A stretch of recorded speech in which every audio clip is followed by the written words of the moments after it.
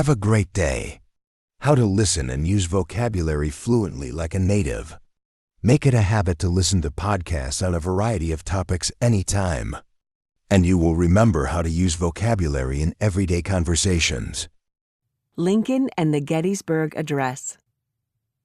From the time of the first English colonies in America, Africans were brought to America as slaves. Most of them worked on farms that produced sugar, cotton, and other crops.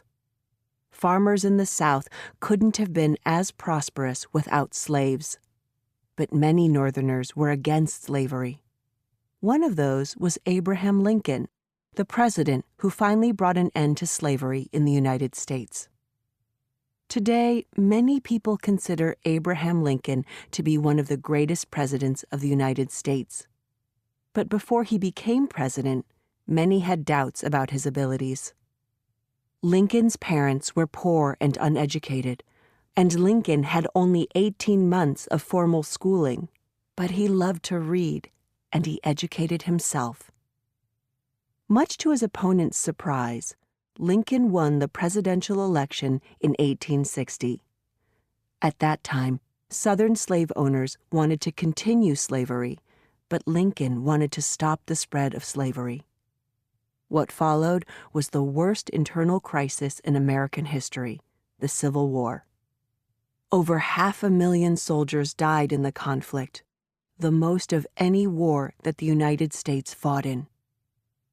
On November 19, 1863, President Lincoln was invited to say a few words at Gettysburg, Pennsylvania, where a terrible battle had taken place.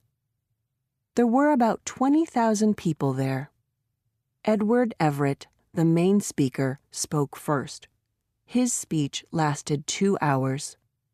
Lincoln followed Everett with a 2-minute speech. His speech was short, but those 2 minutes might have had more significance to U.S. history than any other 2 minutes. When he finished, everyone was silent.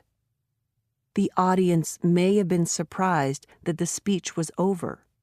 They must have thought that he hadn't yet finished. Seeing the reaction of the crowd, Lincoln turned to Everett and said he was afraid his speech had been a failure and that he should have prepared it more carefully. Everett disagreed. He said the speech was perfect.